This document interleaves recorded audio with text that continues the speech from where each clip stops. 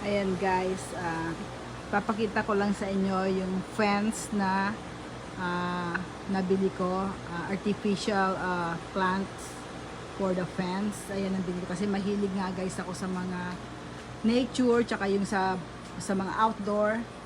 Mahilig ako mag-standby, kaya bumili ako nitong artificial plants for fence. Ayan guys, nilagay ko siya dyan.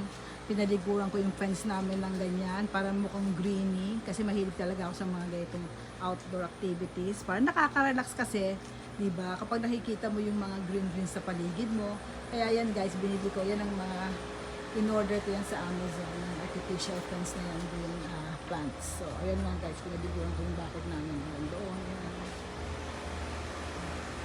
Para pag nag-standby kami dito sa labas, nakaka-relax, 'di ba? Maliit lang ang akin yung backyard, pero at least